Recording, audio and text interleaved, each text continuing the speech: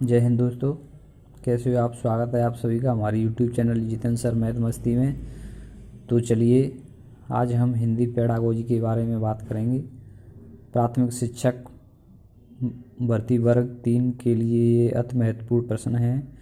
तो चलिए इसमें हम हिंदी के कुल 30 प्रश्न करवाएंगे और ये अति महत्वपूर्ण हैं। तो चलिए इसमें देखते हैं पहला क्वेश्चन। सही विराम चिन्हों वाला वाक्य है। जो पत्र आज आया है, कौमा कहाँ है। जो पत्र आज आया है कहाँ है। जो पत्र आज आया है कहाँ है। जो पत्र आज आया है कहाँ है। तो ये दोनों लास्ट वाले तो दोनों कैंसिल हो गए क्योंकि इसमें प्रश्नवाचक चिन्ह नहीं लगा हुआ है। तो इन दोनों को देख लेते हैं। जो पत्र आज आया है, कौमा कहाँ है। जो पत्र आज आया है, कौमा कहाँ है। तो ये दोनों सेम रहे हैं दोस्तों। तो इसमें ये पहले वाला ही दोनों में से कोई सा भी कर सकते हैं हम। ये गलती से टाइपिंग करते में हो गया है। दूसरा देखते हैं। शेर को सामने देखकर खालिस्तान ये वाक्य किस मुहावरे से पूर्ण होगा। तो मैं 7वें आसमान पर पहुंच गया। दूसरा मैं आग बबूला हो गया, या मैंने आसमान सिर पर उठा लिया, या मेरे प्राण सूख गए। तो दोस्तों अगर शेर हमारे सामने अचानक आ जाए तो हमें कैसा आवाज़ होगा। तो मेरे प्राण सूख गए, मानो ऐसा लगेगा कि मेरे प्राण ही सूख गए। अगला है सही मुहावरा है। नेत्रों में मिट्टी डालना, आँखों में रेत फेंकना, आँखों में धूल झोंकना, या आँखों में कचरा डालना। तो इसका सही उत्तर है आँखों में धूल झोंकना। चलिए अगला वाला देखते हैं। हाथ न आना, इस मुहावरे का निकटतम अर्थ क्या होगा। तो नंबर 1 है पकड़ में न आना, बहुत बड़ा होना, हाथों का व्यायाम करना, या हाथ फैलाना। तो हाथ न आना इस मुहावरे का सही अर्थ है पकड़ में न आना। अगला देखते हैं। सिर फिर जाना का अभिप्राय किससे है। तो सिर फिर जाना का मतलब होता है नंबर 1 चक्कर आ जाना, या अहंकारी होना, या सरदर्द हो जाना, या पीछे मुड़कर देखने लगना। तो सिर फिर जाना का मतलब है अहंकारी हो जाना। किसी को पैसे का अहंकार हो जाता है तो उसका दिमाग कुछ अलग ही चलता है। तो अगला देखते हैं हम। शब्द के सही रूप का चयन कीजिए। तो तृष्णा, तृष्णा, अगला है तृष्णा, अगला है तृष्णा। तो इसका सही रूप ये होगा तृष्णा, ऐसे लिखते हैं अपन शुद्ध। कब का स्त्री लिंग रूप होगा। तो कवियत्री, या कवयित्री, या कवियत्री।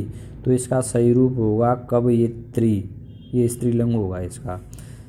अगला देखते हैं। संस्कृत के वे शब्द जो हिंदी में बिना किसी परिवर्तन के प्रयुक्त होते हैं क्या कहलाते हैं। तो जैसा कि हम सभी जानते हैं कि संस्कृत से जो शब्द ज्यों के त्यों लिए जाते हैं उनको हम तत्सम कहते हैं, और संस्कृत से जो शब्द हिंदी में कुछ अर्थ बदल कर आते हैं उन्हें हम तद्भव कहते हैं। तो ये ज्यों के त्यों लिए गए हैं, बिना हिंदी में बिना किसी परिवर्तन के लिए गए हैं, तो इनको हम तत्सम शब्द कहेंगे।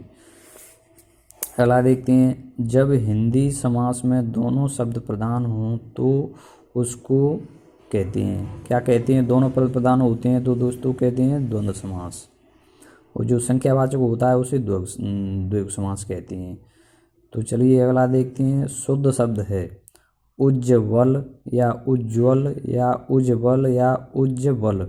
तो देखो दोस्तों उज्ज्वल और इसमें उज्ज्वल, ये दोनों टाइपिंग करते हुए ऐसी त्रुटि हो गई हैं, तो इसमें से कोई भी लगा सकते हैं हम। अगला देखते हैं। अनुरक्त का विलोम। तो अनुरक्त का विलोम तो आप लोग जानते ही होंगे विरक्त होता है, ना कि निरक्त। निरक्त मत कर लेना भूल से भी, ये विरक्त होता है। तो अगला देखते हैं दोस्तों। निम्नलिखित में से किस समूह में सभी शब्द तत्सम हैं। तो तत्सम वही शब्द होते हैं जो संस्कृत से ज्यों के त्यों लिए जाते हैं। संस्कृत में जो बोला जाता है उसी को हिंदी में ज्यों का त्यों बोला जाता है। जैसे शर्करा, संस्कृत में शर्करा को शर्करा ही बोलती हैं, पवन को पवन बोलते हैं, ज्येष्ठ को ज्येष्ठी बोलते हैं, अग्नि को अग्नि बोलते हैं, ना कि आग। तो इसमें सभी शब्द क्या है अपने तत्सम बने हुए हैं। तो यही होगा पहले वाला। किस शब्द में को उपसर्ग नहीं है। तो उपसर्ग का मतलब आप जानते ही होंगे। उपसर्ग जो होते हैं जो शब्द के पहले आते हैं, और प्रत्यय जो होते हैं जो शब्द के बाद में लगते हैं। तो को प्लस के रूप, इसमें कुरूप में को लगा हुआ है, और कु प्लस के कर्म तो कुकर्म हो गया, कु प्लस के चाल तो कुचाल, ना कि इसको हम कु प्लस के सल नहीं बोल सकते, यही ये उपसर्ग नहीं है कुशल। इन प्रत्यय का प्रयोग किस शब्द में हुआ है, तो इन प्रत्यय लगाना, तो प्रत्यय में बाद में लगता है। पूजा प्लस के ऋण, पूजा ऋण, कठिन, मीन या चिन्ह, तो इसमें ये 44 वाला 44 पे पहले वाला सही है। पूजा प्लस के ऋण, पूजा ऋण, इसमें इन लगा हुआ है प्रत्यय। अगला देखते हैं, जिसमें पहला पद संख्यावाचक हो और जो किसी समूह विशेष का बोध कराए उसे क्या कहते हैं। पहला संख्यावाचक, तो जहाँ भी संख्यावाचक समास आए तो हम द्विगु समास लगाते हैं। तो द्वंद्व समास में दोनों पद प्रधान होती हैं, और इसमें क्या रहता है, द्वंद्व समास में हमेशा जोड़ा रहता है, नर नारी, भाई बहन, माता पिता, ऐसा ही जोड़ा है तो हम समझ जाएंगे कि द्वंद्व समास है। तो इसमें दोस्तों ये सी नंबर वाला सही है। तो चलिए अगला देखते। नगर में रहने वाले को कहा जाता है शहरी कहा जाता है, नगर वधु कहा जाता है, नौकर कहा जाता है या नागर। तो नगर में रहने वाले को नागर कहा जाता है, ना कि शहरी। शहर में रहने वाले को शहरी कहेंगे, नगर में रहने वाले को नागर कहेंगे। जातिवाचक संज्ञा नहीं है, तो शैशव, लड़की, लकड़ी, पुस्तक या लोहा। तो जातिवाचक जो ही होता है, जो किसी का नाम हो उसे हम जातिवाचक कहते हैं, और जो नाम नहीं है वो ही क्या है, जातिवाचक संज्ञा नहीं है। तो ये सी ए वाला नहीं है। निम्नलिखित में से किस वाक्य में संप्रदान कारक है, तो राजा ने निर्धनों को कंबल दिए, ये संप्रदान कारक। अगला देखते हैं, वह स्वतः ही जान जाएगा मैं वह सर्वनाम है। स्वतः माने खुद ही जान जाएगा कि वो कैसा है, ये बताना है। वह सर्वनाम है, तो वो स्वतः ही जान जाएगा, तो हम किसी आदमी का वर्णन कर रहे हैं इसमें, तो पुरुषवाचक सर्वनाम हो गया वो। संयुक्त क्रिया का उदाहरण कौन सा है, रस्सी जल गई, सीता पढ़ रही है, तुम प्रतिदिन पढ़ने आया करो, बच्चा सोता है। तो संयुक्त क्रिया में दो होती हैं, दोनों वाक्यों को इकट्ठा कर दिया जाता है, तो तुम प्रतिदिन पढ़ने आया करो, ये संयुक्त क्रिया। अगला देखते हैं, सरल या साधारण वाक्य किसे कहते हैं, जो छोटा हो, जिसका अर्थ सरलता से समझ में आ जाए, ये भी ठीक ठाक दिख रहा है। जिसमें एक कर्ता और अनेक क्रियाएं हो, ये गलत है। जिसमें एक उद्देश्य, एक विधेय और एक ही क्रिया हो, ये सही है अपना डी वाला, सरल या साधारण वाक्य। जिसमें एक ही उद्देश्य होता है, एक ही क्रिया और एक ही विधेय होता है, उसी को हम साधारण या सरल वाक्य कहते हैं। अगला है, मोहन बाजार जा रहा है। इस वाक्य में उद्देश्य है, तो मोहन बाजार जा रहा है, बाजार कौन जा रहा है, मोहन जा रहा है, तो मोहन ही उद्देश्य हो गया।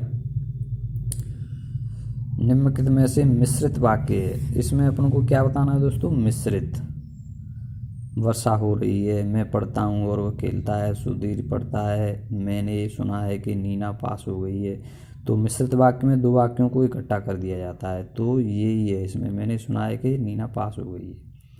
अगला देखते हैं, किसी के कथन को उद्धृत करते समय किस विराम चिन्ह का प्रयोग किया जाता है। तो उद्धृत, किसी के कथन को हम कह रहे हैं कि लाल बहादुर शास्त्री ने कहा या चंद्रशेखर आज़ाद ने कहा, तो फिर कहा के आगे कौन सा चिन्ह लगाएंगे, तो विस्मयादिवाचक चिन्ह या अवतरण या उद्धरण चिन्ह या प्रश्नवाचक चिन्ह या निर्देशक चिन्ह। तो इसमें ये दिया ही है, उद्धृत, अवतरण या उद्धरण चिन्ह, यही है सी।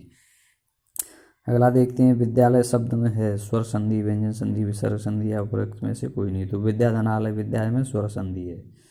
तो अगला देखते हैं दोस्तों,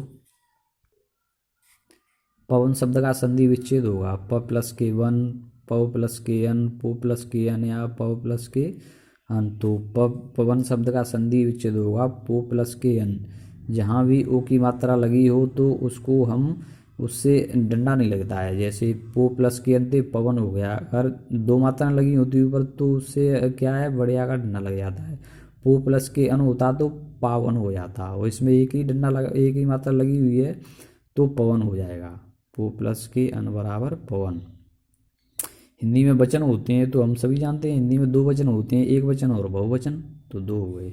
आगरा का बहुवचन होगा, तो आगरा का दोस्तों कोई भी बहुवचन नहीं होता है, आगरे, आगरो या आगरे बहुवचन नहीं होगा, तो यही सही है, बहुवचन नहीं होगा। जिन शब्दों में प्रयोग के अनुसार कोई परिवर्तन नहीं होता है उन्हें कहा जाता है अविकारी शब्द।